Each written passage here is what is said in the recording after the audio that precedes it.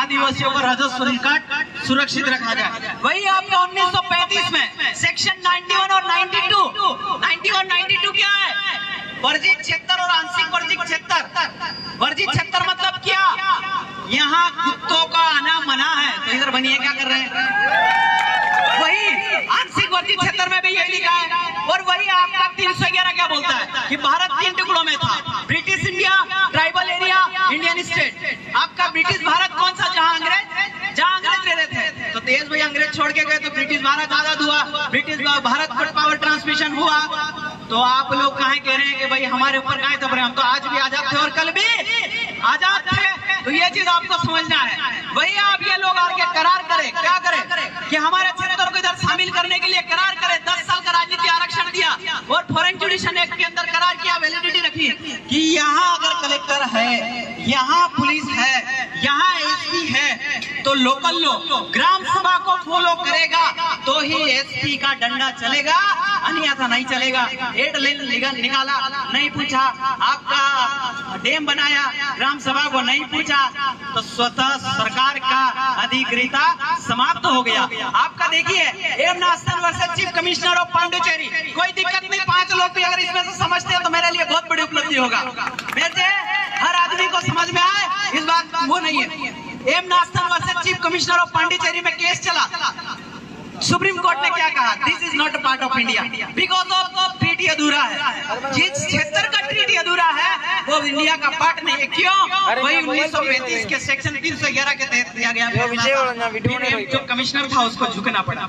तो वही आगे जाकर के देखते हैं अनुच्छेद 1। अपन बाबी आ जाते हैं अनुच्छेद 1 में। आपका अनुच्छेद 1 में देखिए कि भारत अर्थात राज्यों का संघ। भारत एक राज्य नहीं है क्योंकि डोमिनियन स्टेट है। आपका भी देखिए अर्जित किए गए इलाके अनुच्छेद 1 के 3 में अर्जित किए गए क्षेत्र क्या है? वही बात मिलाया गया, करार किया, 10 साल का राजनीतिक आरक्षण देकर गए। आप बात नहीं मान रहे हैं। बड़े बड़े कानून के ज्ञाता लोगों का कहना है कि जिस दिन 10 साल का राजनीतिक आरक्षण खत्म हुआ ना, अनुसूचित क्षेत्र में बनी गैर आदिवासी की बिल्डिंग तोड़ के उनको ये क्षेत्र छोड़ के जाना पड़ेगा। ये आपके सारे कानून के ज्ञाता बोलते हैं। क्यों बोलते हैं ये भी आप समझिए।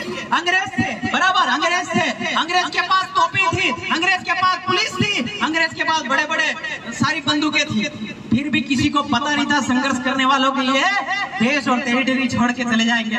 बस यही समझ लीजिए। आज पुलिस उनके पास है, डंडा उनके पास है, तोप उनके पास है और हम संघर्ष कर रहे हैं। कब ये छोड़ के चले जाएंगे ये हम लोग संघर्ष करते रहो, सब पता चला जाएगा। ये अब अनुच्छेद 12 देखते हैं। अनुच्छेद 12 में कहा है राज्य की परिभाषा। अनुसूचित इज नॉट मतलब डिफाइन होता है, भारत राज्य की परिभाषा में परिभाषित नहीं होता। तो अनुसूचित क्षेत्र अगर भारत नहीं है, राज्य की परिभाषा में नहीं है, तो अनुसूचित क्षेत्र को भारत गिनना ही गलत है। क्योंकि यही अपना इंडियन इंडिपेंडेंस एक्ट 1947 का एक्ट जो है उसमें लिखा है, जब भारत का डिवाइडेशन हो रहा था तो उसमें लिखा है कि आदिवासी चाहे तो पाकिस्तान की जमीन ले सकता है, आदिवासी चाहे तो भारत की जमीन ले सकता है और आदिवासी चाहे तो स्वतंत्र रह सकता है। ये एम लक्ष्मीकांत की बुक के 8वें नंबर पॉइंट में भी दिया है। ये भी आप देख लीजिए और इंडियन इंडिपेंडेंस एक्ट 1947 के अंदर भी लिखा है। फिर अपन देखते हैं अनुच्छेद 13। अनुच्छेद 13 का पहला क्या बोलता है? 1950 में बने कानून, 1950 में बने कानून के अंदर आप देखिए वो कहा कि ये विधियां संरक्षित रहेगी। वही आपका 13(2) क्या बोलता है कि विद्यमान विधि जो 1950 से पहले के कानून है, कौन? 91, 92 वर्जित क्षेत्र, आंशिक वर्जित क्षेत्र, वो कानून को शून्य नहीं कर सकते। अगर संशोधित करेंगे तो अगर कोई विरोध कर देगा तो शून्य हो जाएगा। वही 1927 का वन अधिकार कानून, इससे पहले जंगलात थी क्या? एक आरटीए लगा के पूछना अनुसूचित क्षेत्र में 1950 से पहले जंगलात का बाप कौन था? वो नहीं बता पाएंगे क्योंकि जंगलात यहाँ थे ही नहीं। ये तो अभी बॉन्डेड किया है, बाउंड्री बना के, तो ये इन्होंने संशोधित किया तो अनुच्छेद 13(2) के तहत अगर हम विरोध दर्ज करा देते हैं तो ये शून्य हो जाता है। वही अनुच्छेद 13(3) का क्या बोलता है? 13(3) का बोलता है रूढ़ी प्रथा को विधि का बल प्राप्त है। आपका विधि मतलब संविधान। संविधान मतलब क्या? कार्यपालिक शक्ति, न्यायपालिक और आपका विधायिका, इन तीनों का पावर रूढ़ी प्रथा यानी कि ग्राम सभा अपने जेब में रखती है। पुलिस, जज, कलेक्टर तीनों को ग्राम सभा किधर रखती है?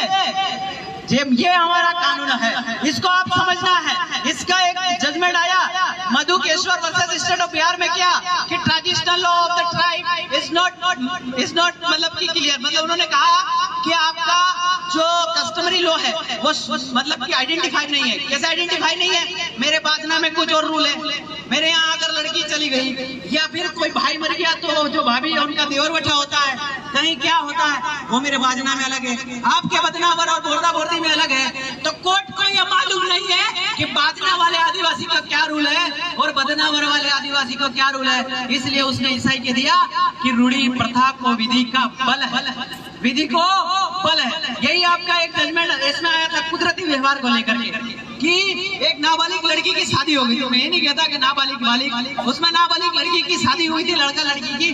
तो हमारे ग्राम सभा ने ये कहा कि हमने हमारी उम्र में नाबालिग बच्चों की शादी होते हुए हमारे बाप दादा के समक्ष हमने देखी है, अर्थात ये शादी हम लोग इजाजत करते हैं। तो कोर्ट ने कह दिया कि रूढ़ी प्रथा को विधि का बल है, ग्राम सभा ने कह दिया, मतलब हो गया। वो मैं ये नहीं कह रहा कि क्या गलत और क्या सही है, तुम्हारी रूढ़ी प्रथा को कितना बल है, ये चीज मैं बता रहा हूँ। दमन दिन की एक घटना बताता हूँ। उस घटना में यह था कि दो कपल थे बिल्कुल काले, उनका बच्चा हुआ गोरा।